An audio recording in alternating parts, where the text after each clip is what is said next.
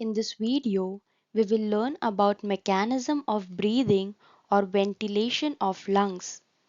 Breathing is a mechanical process.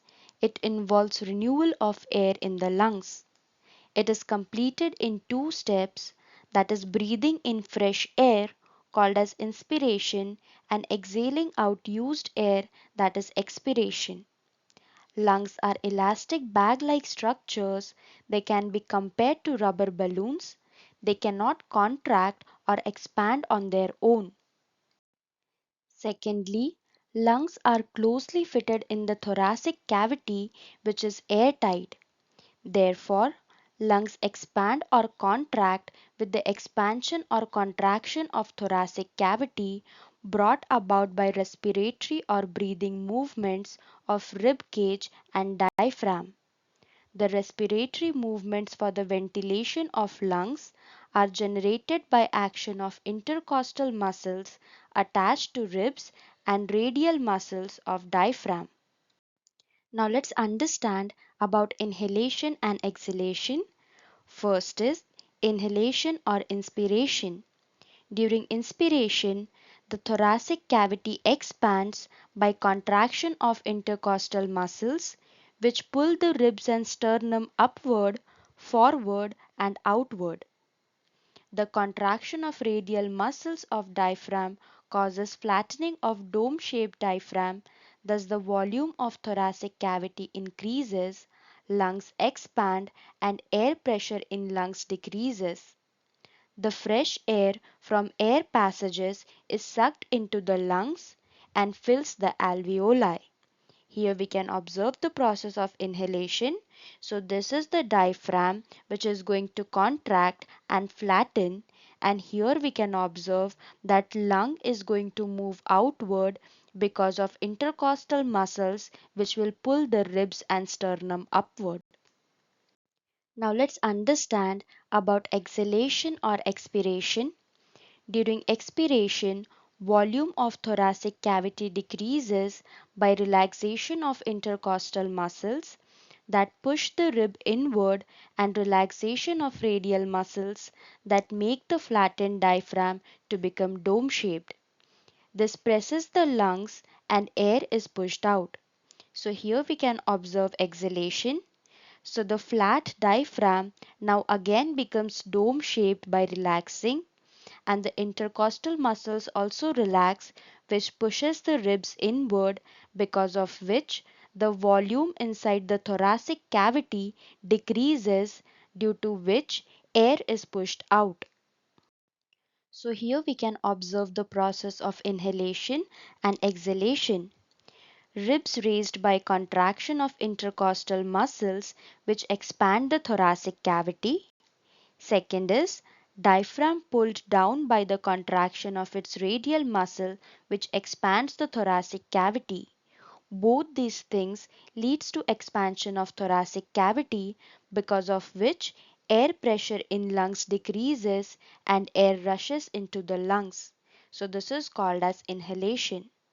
Next, the rib returns to the normal position by relaxation of intercostal muscle, and diaphragm also returns to the normal shape by relaxation of radial muscles, because of which the volume inside the thoracic cavity decreases, because of which the pressure increases, and hence air is forced out from the lungs. This is called as exhalation. Inspiration and expiration can be compared to two balloons tied in a bell jar.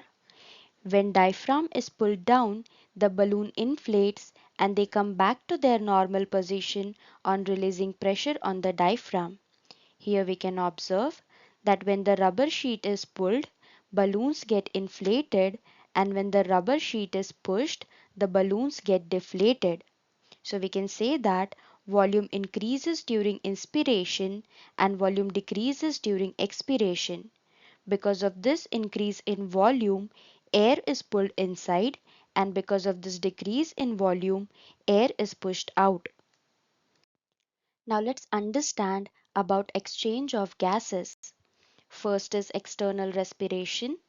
External respiration is exchange of gases between alveolar air and blood in alveolar capillaries. It occurs inside lung alveoli, and the lining of alveoli is the respiratory surface. It is kept moist by the mucus, and the deoxygenated blood in the capillary net on the surface of alveoli is separated from alveolar air by thin alveolar membrane. Here we can observe this is the alveoli, and here is the alveolar membrane, and this is the blood capillary containing deoxygenated blood.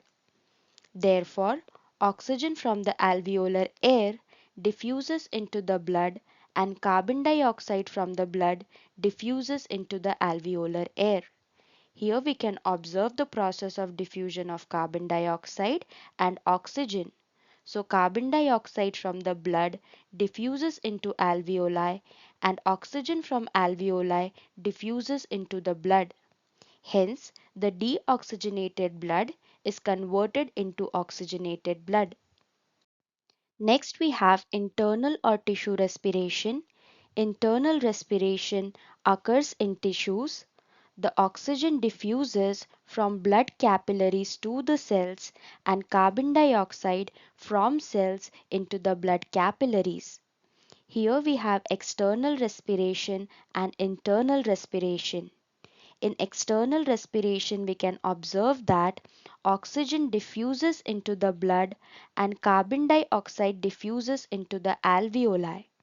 This oxygen combines with hemoglobin to form oxyhemoglobin, and this oxyhemoglobin travels through the blood vessel to the tissues.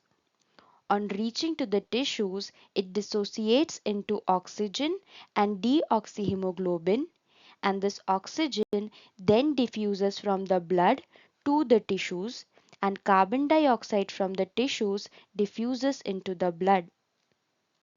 Now let's understand about the transport of respiratory gases. First is transport of oxygen. Hemoglobin of red blood cells has great affinity with oxygen.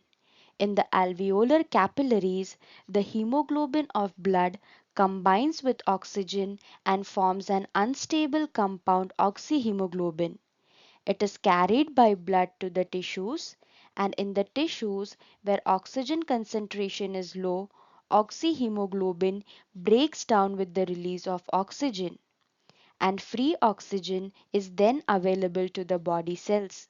So we can say that in lungs, unstable compound oxyhemoglobin forms, and in the tissues, oxyhemoglobin breaks down to release oxygen. Next is transport of carbon dioxide. Carbon dioxide produced during cellular respiration is removed by the blood as bicarbonate dissolved in plasma and is carried to the lungs. In lungs, bicarbonate releases carbon dioxide which diffuses into the alveolar air. So we can say that oxygen is carried as oxyhemoglobin and carbon dioxide is carried as bicarbonate dissolved in plasma. I hope this topic is clear to you. Thank you.